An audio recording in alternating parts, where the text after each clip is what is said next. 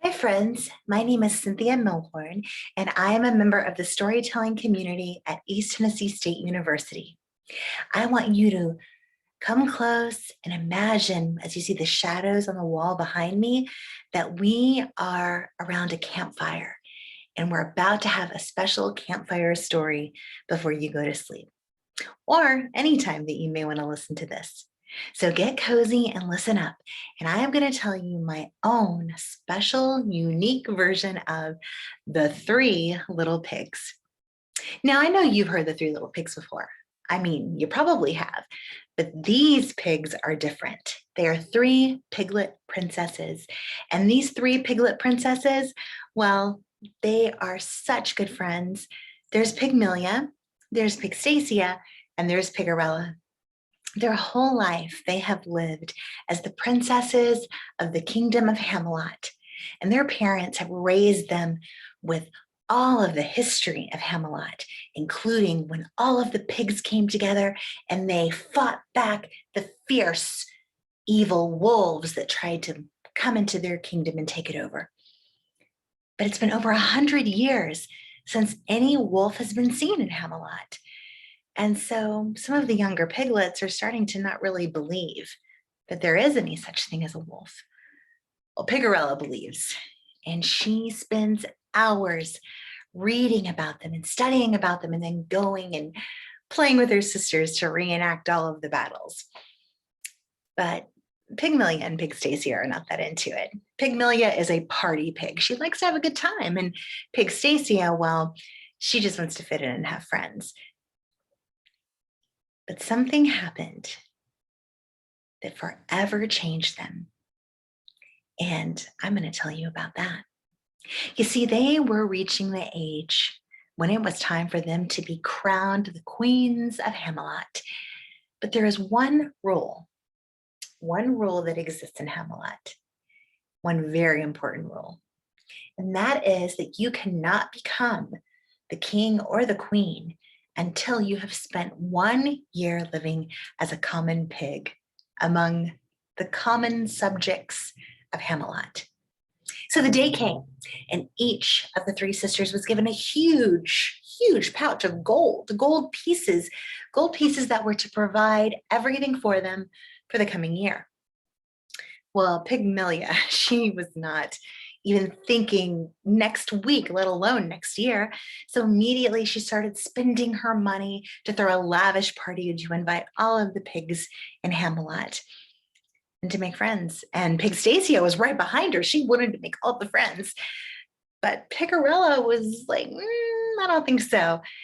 This money is for us to live for the next year. I'm going to be building myself a house. Pygmalion, she wasn't worried. What do I need to worry with building a house? I'll just take some of my petticoats and my pantaloons and I'll wrap them around the pole, and pretty soon I'll just have a palace of petticoats. And that is where I will sleep. And that is where she slept. In a tent of clothes, because she had a lot of them and she brought almost every piece of clothing she had with her. Pigstacia wanted to camp out in the tent with her. Oh, please, sister, can I please say no? You're not staying in my tent with me. So poor Pigstacia, who had been spending her money on parties instead of home, she decided to take all of the luggage, and there was a lot of it. And she built up a fort of suitcases. And that's where she was going to sleep. Pigarella shook her head. She loved her sisters, even if they didn't always make the best choices. And she set about building herself a proper house. And she worked all that spring and all that summer. And when it rained, yeah, she was in a tent, just like Pygmalion. And she wasn't protected from the elements that well, just like Pigstacia with all the suitcases.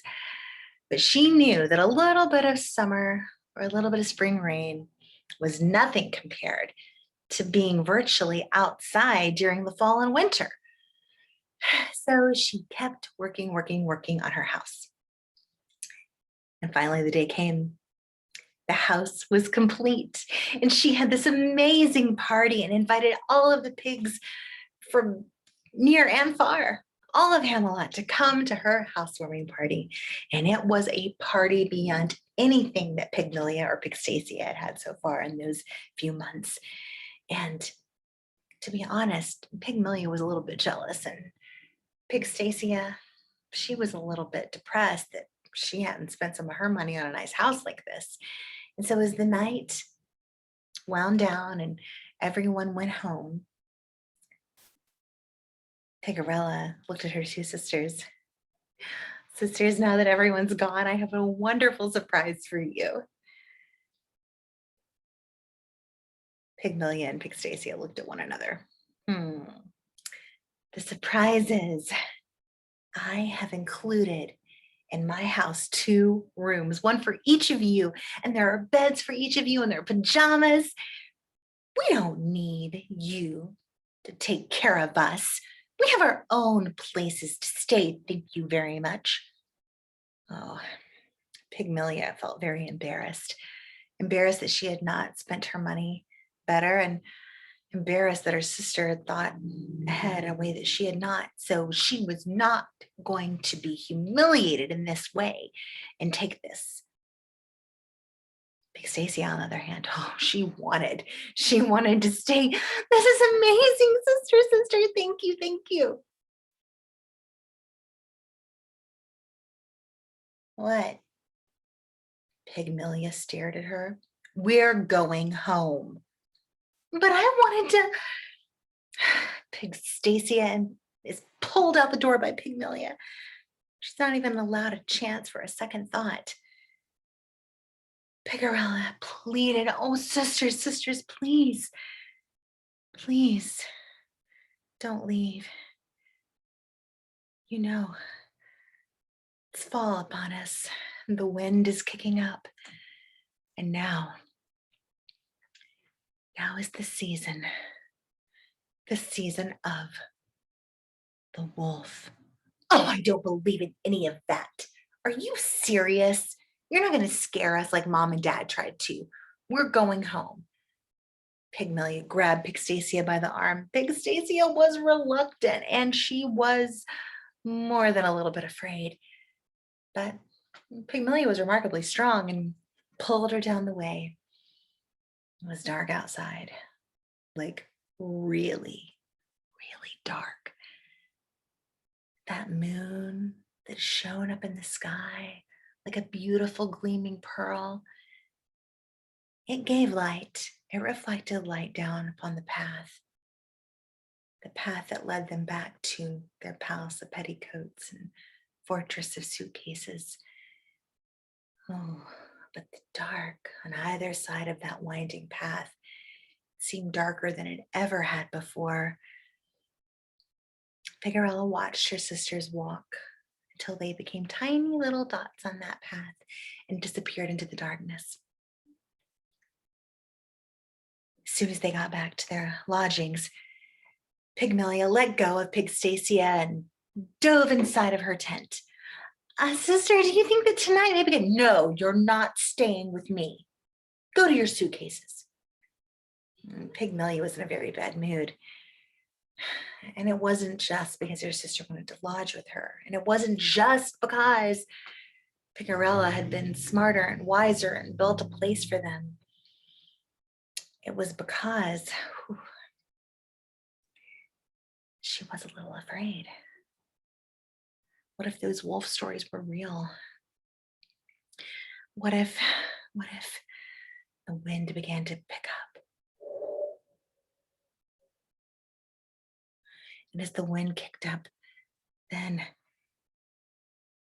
the flaps, the petticoats began to move back and forth around her. She felt colder than she had all of the spring and summer months.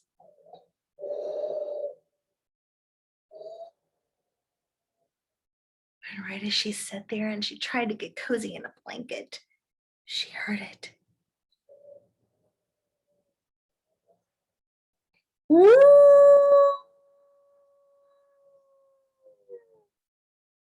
What was that?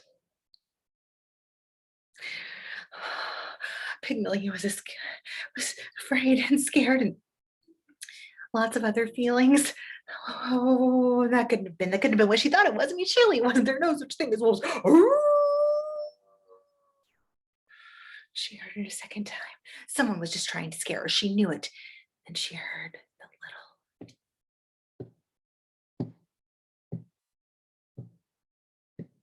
padding feet down the path. Then she heard something sniffing. Didn't sound like a pig snout. Pig Stacia, I know you're out there and you're just trying to scare me. I'm not trying to scare you, little pig. I just was hoping you would invite me in. That moment, Pygmalion knew. Yeah. There was a wolf, the season of the wolf, and he was right on the other side. Oh my gosh. No, you can't come in. You can't come in. Open up and let me in. No.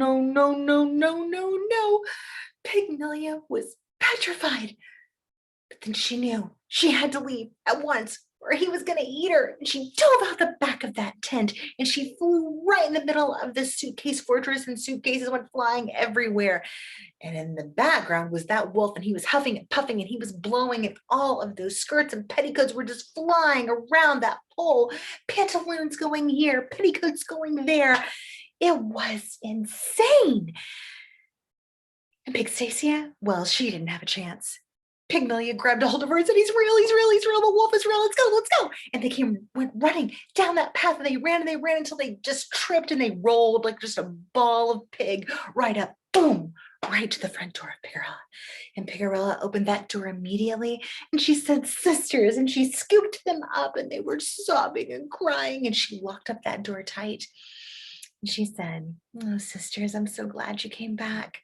Don't be afraid, you're safe now. You'll find your PJs in your rooms. And the blubbering, sniffling sisters. Just put your PJs on and I'll make us some hot chocolate. How was Pigarella so calm? Well, Pig Stacia and Pygmalion went back to their rooms and tried to calm themselves and get into their PJs. And right as Pigarella was walking over to the stove to make that delicious hot chocolate, right at the door,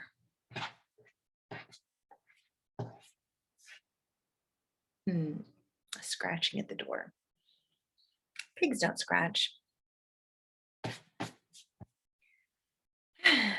Pigarella began to boil the milk and she got out the chocolate. Boom, boom. She knew who it was. Open the door and let me in.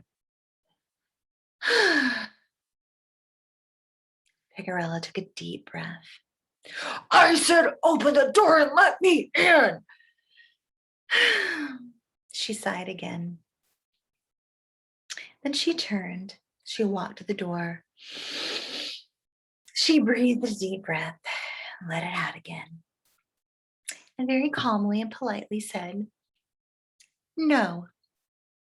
And then she turned and went back to the stove where she continued to make the hot chocolate. No?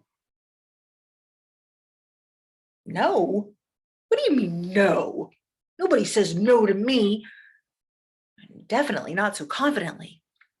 Oh, that wolf, he was mad. He began to pound on the door harder, but Pigarella just ignored him. She'd already told him no. And then he began to run, boom, slam right into that door, and nothing happened. It didn't open. Then he began to throw a temper tantrum, just like a little tiny baby. And no matter what, Pigarella was not, well, she was unflappable. She wasn't frazzled. She wasn't freaking out. She was locked up tight and she wasn't worried. That wolf, he was so mad that she wasn't scared of him, or at least she didn't appear that way. And after he beat on the door until his paws were sore and bruised and realized there was no other way to get in the house, I mean, He saw the smoke coming out of the chimney. No way he was trying to go down that way. That moment he thought, why is this pig so brave? I've never met a pig so brave before. What does she know that I don't know? Why isn't she afraid of me? And are all pigs this way now? Are they all brave? I'm the only wolf. I'm the only wolf in a land of pigs that are brave and strong and not afraid of me. And pretty soon, that wolf, he began to shrink down like a little tiny puppy. His tail between his legs, he turned and began to pad away and down that path until finally he started galloping and running. He was afraid and he ran so far. He ran the whole way with that big gleaming pearl of a moon in the sky, giving him just enough light to find his way out of Hamelot and back into wolf country, where he told everyone about the fierce pigs that had come against him and how he had tried, he had fought valiantly, but he was no match for those big, tough pigs. Pigs were different now. Different. When Pigarella finished that hot chocolate, she invited her sisters out, and much to her surprise, Pig Stacy and Pygmalion apologized. They were so sorry for not listening to her. Pigarella, she forgave them. She said, we are together, and that's all that matters now. And the rest of that fall and into winter, they lived in that little cottage and they were so happy together. And when it was time to go back to the kingdom, they truly knew what it was like to live as one of their subjects. And they were crowned the queens of Hamelot, and they ruled with wisdom and kindness and courage. And this day, I think they might just still be on the thrones. And no wolves ever venture back into Hamelot because they know that those piglets, they grew into strong pig women who aren't afraid of any bad behaving dogs. That's my story. I hope you enjoyed it, and I wish you a very good day and a very good night. Until next time, sweet dreams.